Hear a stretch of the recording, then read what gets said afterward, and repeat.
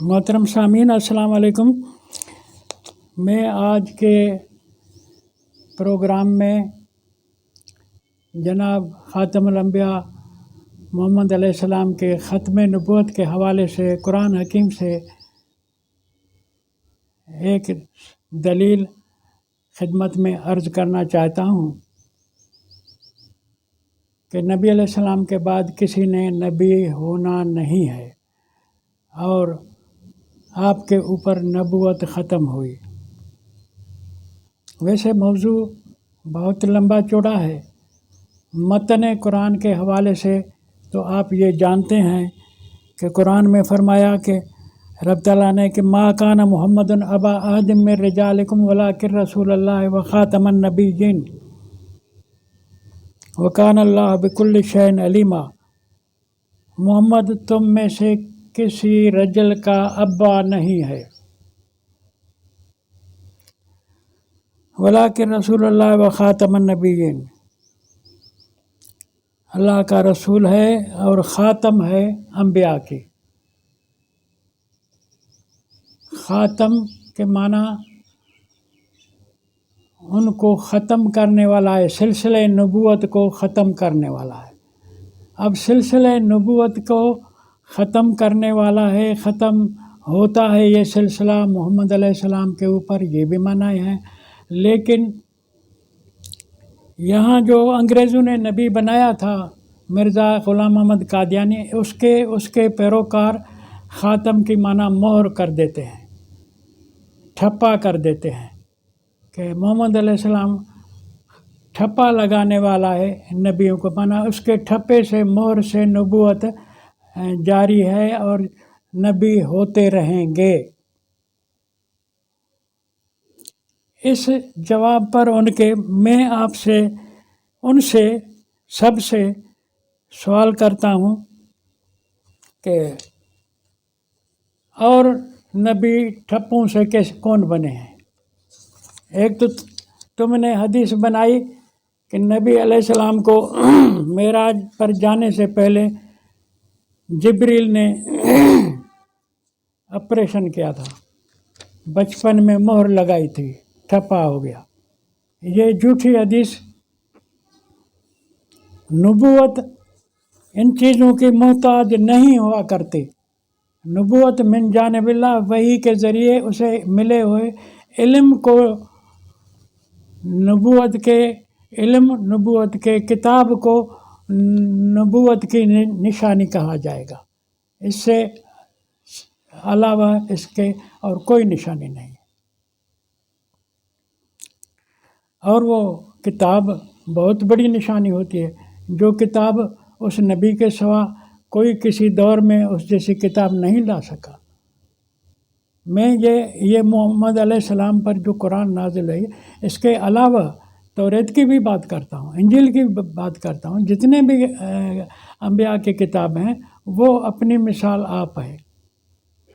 ان پر جو اگر یحرفون الکلم عن مواضعہ، اللہ نے شکایت کی کہ یہودی لوگ اپنے کتابوں کے کلمات تبدیل کر کے تحریف کرتے ہیں، وہ بھی پھر پکڑے گئے۔ ان کے اندر وہ چیزیں ملاوٹ والی دور سے ہر کوئی سمجھ سکتا ہے۔ تو قرآن حکیم میں قرآن کے لیے بھی یہ ہے کہ فاتو بصورت من مثلہ، قرآن نے چیلنج کی ہے، دعویٰ کی ہے کہ اس جیسی کوئی کتاب لا کر دکھاؤ۔ سورتن، یہ سورت بقرہ کی آیت ہے، مانا اس سے پہلے سورت فاتح ہے، تو بصورتن ایک سورت کہا۔ سورت 11ویں نمبر میں کہا، سورت ہود میں فاتو بعشر سور من مثلہ، 10 سورتیں تو لا کر دکھاؤ۔ تو سورت ہود سے پہلے ہیں ہی کل 10، تو 11ویں سورت میں یہ کہنا کہ 10 سورتیں لا کر دکھاؤ، اس کی معنی کہ یہ قرآن کے چیلنج کے ساتھ یہ بھی بتا دیا کہ یہ ترتیب بھی اللہ نے دی ہوئی ہے۔ خیر، تو آتے ہیں بات پر کہ ختم نبوت۔ تو یہ آیت کریمہ جو ہے ما کان محمد ابا احد من رجالکم، بہت سارے لوگ اس پر کہتے ہیں کہ رجال کی نفی ہے، وہ آل کے پیروکار ایسے کہتے ہیں، جو کہتے ہیں آل محمد کی نفی ہے اس میں، تو وہ کہتے ہیں یہ آل رجل کی نفی، چھوٹے بچے ہو سکتے ہیں، اس لیے بخاری نے یا اور حدیثوں نے لکھا ہے کہ نبی کو ابراہیم ہوا تھا، طیب تھا، چھوٹے بچے ہوئے تھے، تو نبی ان بچوں کا باپ ہے، مانا نرین اولاد وہ بھی ہو گئی، تو وہ رجل ان کا کہنا ہے کہ رجل نہیں تھے، بھئی نہیں تھے تو خدا نے تو ایسے کہا ہی نہیں ہے۔ رجولیت جو ہے نا اس کی معنی تم نے غلط کی ہے، رجولیت کی معنی ہے مذکر، ما کان محمد ابا آدم من رجالکم، تم میں سے رجال کا ابا نہیں ہے، معنی مذکر اولاد نہیں ہے، رجل کی معنی یہ ہے۔ وہ معنی جو میں عرض کر رہا ہوں سورۃ نساء کی آخری آیت پڑھیں گے، یستفتونک قل اللہ یفتیکم فی الکلالہ ان امرؤ ہلک لیس لہ ولد ولہ اخت فلہا نصف ما ترک وہو یرثھا ان لم یکن لہا ولد فإن کانتا اثنتین فلہما الثلثان مما ترک وإن کانوا اخوة رجالا ونساء فللذکر مثل حظ الانثیین، فللذکر حظ الانثیین، یہ ورثے کی آیت ہے، اس میں بتایا کہ مذکر کے لیے حصہ ہے برابر دو مؤنث کے، اس پر جدا بحث وہ آ چکی ہے، آپ سن چکے ہوں گے درس میں میراث کے اوپر۔ خیر، تو مذکر کہا تو رجل جو ہے مذکر ہے، تو اس کا رجل کا ابا نہیں ہے، مانا مذکر کا ابا نہیں، تو اب اس سے یہ آل رسول والوں نے جو شور کیا ہوا ہے، بخاری سے انہوں نے حدیثیں بنوائیں کہ نبی کو لڑکے پیدا ہوئے تھے بچپن میں فوت ہو گئے تھے، اس کی بھی نفی ہو گئی، کیونکہ وہ مذکر تو تھے نا، بچہ 1 دن کا ہو، 10 دن کا ہو، 2 سال کا ہو، 1 سال کا ہو، پیدا ہوتے ہی وہ مذکر ہوتا ہے۔ تو میں اس موضوع پہ آ رہا تھا کہ نبی علیہ السلام کے بعد کوئی نبی نہیں ہے، اس کا ثبوت یہ تو ہوا کہ ما کان محمد ابا آدم من رجالکم، خاتم نبی محمد رسول اللہ خاتم النبیین ہے۔ اگر خاتم کی معنی ٹھپا کرتے ہو تو کتنے نبی ٹھپے سے بنے ہیں؟ ابراہیم نے اپنے بیٹے اسماعیل کو ٹھپا تو نہیں لگایا، اپنے بیٹے اسحاق کو ٹھپا تو نہیں لگایا، اپنے پوتے یعقوب کو ٹھپا تو نہیں لگایا، یعقوب نے اپنے بیٹے یوسف کو ٹھپا تو نہیں لگایا، موسیٰ نے اپنے بھائی ہارون کو ٹھپا تو نہیں لگایا، ٹھپوں سے نبی بنتا ہی نہیں ہے۔ تو یہ جو بات ہے یہ بنائی ہوئی ہے انگریزوں کے ایجنٹوں نے، جو ایجنٹ آج تک مرزا غلام کی نبوت کا ڈنڈورا پیٹ رہے ہیں۔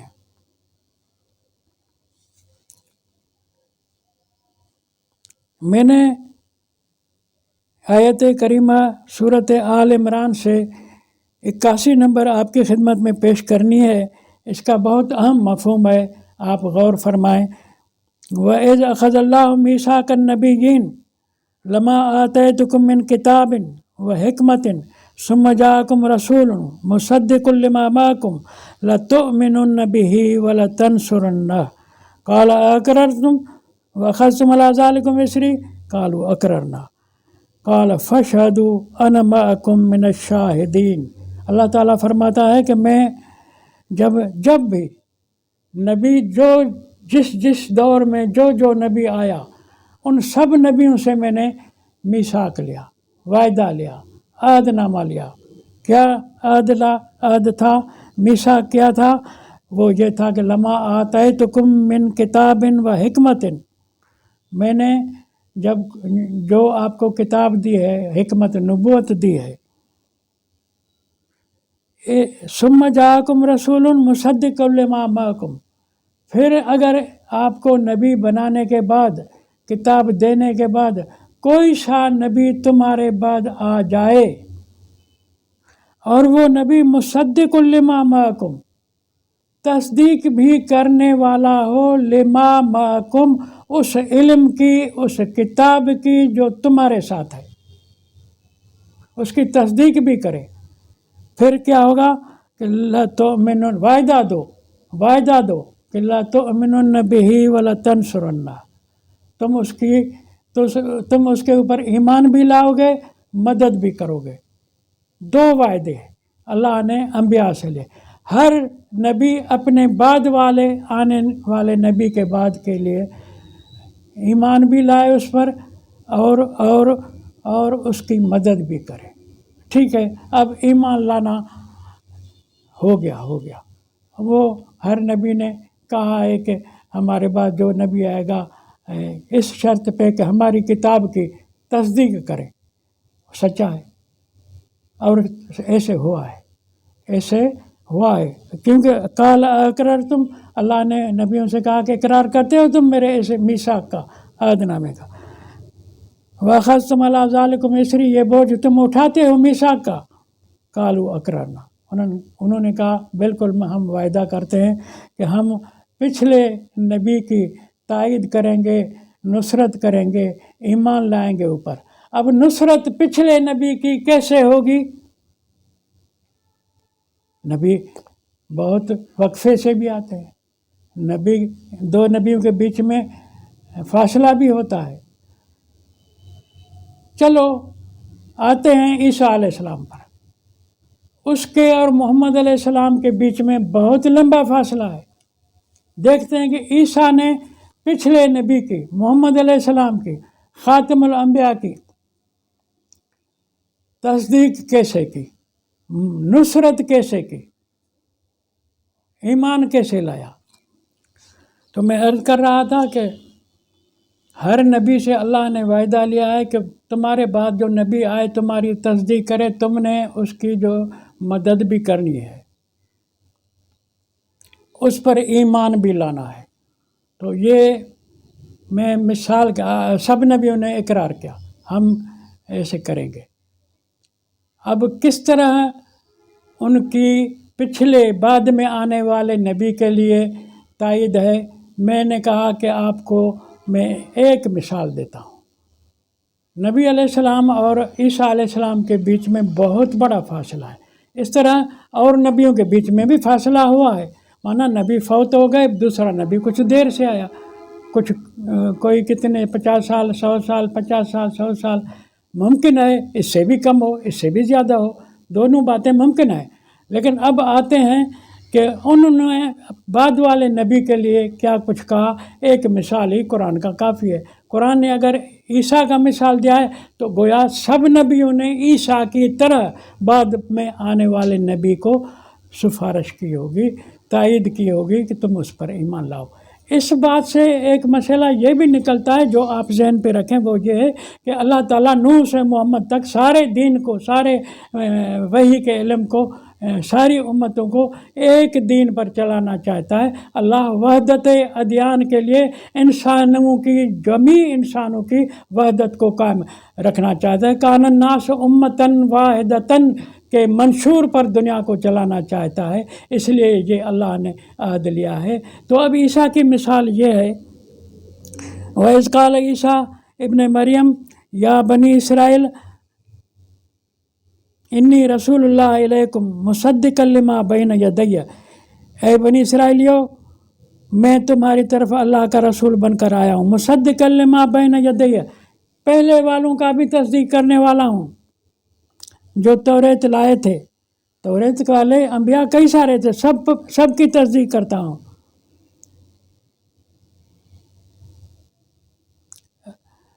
وَمُبَشِّرًا بِرَسُولٍ يَأْتِي مِن بَعْدِهِ اسْمُهُ احمد، اور خوشخبری دینے والا ہوں من بعد، بعد والے کی بھی، جو احمد ہے۔ تو جناب محمد علیہ السلام کے آنے کی خوشخبری دی۔ اب جو اللہ نے معاہدہ کیا تھا، وعدہ لیا تھا، لَتَنْصُرَنَّ، میرے بعد میں آنے والے نبی کی مدد کرو گے۔ مدد کیا ہے؟ میں نے سوال کیا تھا آپ کو، میں نے سمجھانے کے لیے سوال کیا تھا کہ مدد پہلے نبی کی بعد والے نبی کے ساتھ مدد کیا ہوتی ہے۔ تو وہ مدد اس سے ثابت ہوتی ہے کہ عیسیٰ نے جب کہا کہ میرے بعد نبی آئے گا جس کا نام محمد ہوگا، اس کی میں بشارت دیتا ہوں تم کو، مانا میرے امتیوں میرے بعد میں والے نبی احمد پر، نبی محمد پر تم بھی ایمان لانا۔ تو یہ مدد ہو گئی۔ اب بتاؤ، اگر مرزا غلام احمد نبی ہے، اگر بہاؤالدین یا بہاءاللہ نبی ہے، اگر آج کل جو پاکستانی نیاد احمد عیسیٰ باہر کے ملکوں میں ٹی وی پر یا اپنے لیکچروں پر کہتا ہے کہ میں نبی ہوں، اگر وہ نبی ہے، میں 3 نام لے گیا، احمد عیسیٰ جو زندہ ہے، اور جو مرزا غلام مر گیا، اور جو بہاءاللہ مر گیا، ان تینوں کے لیے میں پوچھتا ہوں کہ محمد رسول اللہ نے یہ کہا کہ یاتی من بعدہ غلام احمد مرزائی، یاتی من بعدہ بہاءاللہ، یاتی من بعدہ احمد عیسیٰ، یہ کبھی محمد علیہ السلام نے قرآن کے ذریعے خوشخبری دی؟ کبھی نہیں دی۔ جب نبی محمد آخری پچھلے نبیوں کے لیے، جیسے اگلے نبیوں نے پچھلے نبیوں کے لیے بشارت دی ہے، مدد کی ہے، اپنی امت کو کہا ہے کہ وہ آئے تو اس پر ایمان لانا، اور عیسیٰ نے اسے کہا، تو اب عیسیٰ کے اس طرح کہنے کی طرح کیا محمد علیہ السلام نے بعد میں کسی آنے والے کسی کے لیے کی؟ نہیں کی تو وہ نبی نہیں ہے، وہ جھوٹے ہیں۔ تو وہ یہ بہاءاللہ یہ اسرائیل نے بنایا، یہودیوں نے بنایا، نسلی طرح ایرانی ہو، کوئی بھی ہو، یہ تو رشتہ دار ہیں آپس میں، کون بھی ہو رشتہ دار ہیں آپس میں، نظریاتی رشتہ دار ہیں۔ مجھے کوئی خط میں گالیاں لکھتا تھا اور کہتا تھا میں بہائی ہوں، زندہ ہے، ہوگا، ابھی بھی زندہ ہوگا، ممکن ہے۔ میں جو گیا ملتان وہ ملا مجھے بہائی، اس نے کہا میں ابھی نہیں ہوں بہائی، نہیں ہو تو وہاں کے دوسرے دوستوں سے جب پوچھا، میں نے کہا کہ اس کو اسرائیل سے بڑی مدد ملتی تھی، اس کی بڑی سپورٹ تھی، یہاں اس کی بڑی سیفٹی تھی، بڑے پاور تھے، اس کے فون پر بڑے بڑے کام ہوتے تھے۔ تو یہ سامراج اپنے بندے چھوڑتا ہے ختم نبوت کو توڑنے کے لیے، قرآن کو ختم کرنے کے لیے، قرآن سے توجہ ہٹانے کے لیے۔ تو نبی علیہ السلام کو جو کتاب ملی کہ یاتی من بعد اسمہ، یہ کتاب سب نبیوں کو اس طرح کی کتابیں ملی ہیں، غلام مرزا کے پاس کتاب کہاں ہے؟ اللہ تعالیٰ نے تو فرمایا کہ وَكُلًّا آتَيْنَا حُكْمًا وَعِلْمًا، جتنے بھی انبیاء ہیں سب کو ہم نے حکمرانی دی اور علم بھی دیا، علم وحی بھی دیا، حکمران، سب نبی بادشاہ بنے ہیں، سب نبی حکمران بنے ہیں۔ یہ جو جھوٹ کہتے ہیں کہ عیسیٰ حکمران نہیں بنا، قرآن اس کا رد کرتا ہے۔ قرآن فرماتا ہے کہ جب عیسیٰ نے کہا کہ کونوا انصار اللہ کما قال عیسی ابن مریم للحواریین من انصاری الی اللہ قال الحواریون نحن انصار اللہ فآمنت طائفہ من بنی اسرائیل وکفرت طائفہ فأیدنا الذین آمنوا علی عدوہم فاصبحوا ظاہرین۔ ہم نے جو حواری عیسیٰ پر ایمان لانے کا نعرہ لگا بیٹھے، فأیدنا الذین آمنوا، ان مومنوں کو ہم نے تائید دی، طاقت دی۔ اللہ قوت بخشے تو وہ قوت کیا بکھاری ہوگا، کوئی چندہ مانگتا ہوگا، کوئی طاقت ہوگی اللہ کی جس کو، وہ تو حکمران بنے گا۔ تو عیسیٰ حکمران بنا ہے، قرآن کے حوالے سے بنا ہے، لوگوں نے کیا سے کیا خرافات کی ہیں۔ تو ہر نبی حکمران ہوتا ہے۔ مرزا غلام احمد تو خط لکھتا تھا انگریز گورنر کو، انگریز ڈپٹی کمشنر کو، یا ان کو وہ خطوط ہیں موجود۔ تو یہ جو کیا بھی ہیں، کچھ بھی ہیں، نبی اپنے ان داتا یورپ کے ہیں، اور وہ قرآن کہتا ہے کہ بعد میں آنے والے نبی کے لیے کہتا ہے کہ وَلَا تَنْصُرُونَ، تم اس کی مدد کرو گے۔ تو مدد یہ ہے کہ لوگوں کو کہو گے کہ اس پر ایمان لاؤ۔ تو محمد علیہ السلام نے مرزا غلام کے لیے کہا ہی نہیں ہے۔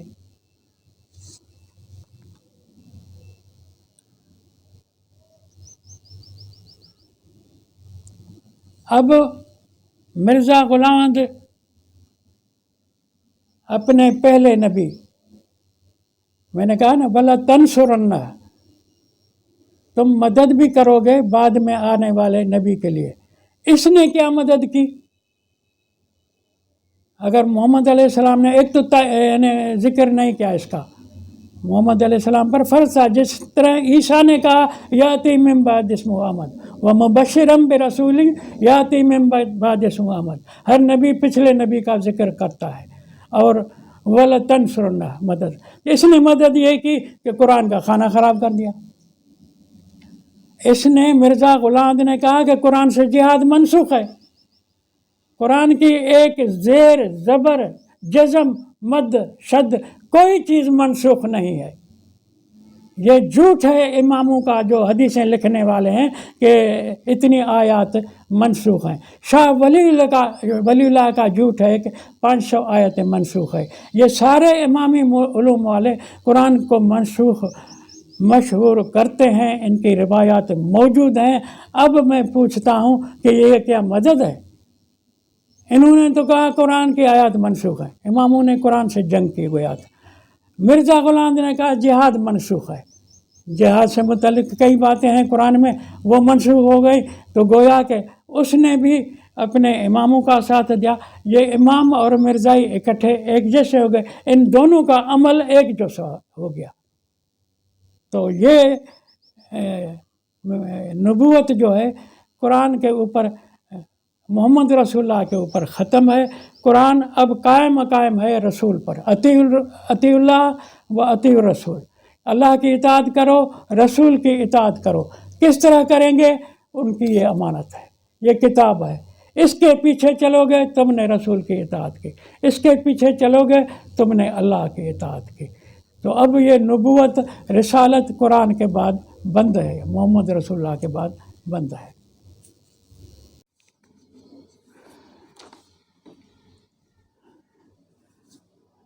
خاص بات جو اس سلسلے میں مجھے عرض کرنی ہے کہ مرزا غلام احمد کو انگریز یہاں حکمران تھا، انہوں نے اپنے مفاد کے لیے نبی بنایا.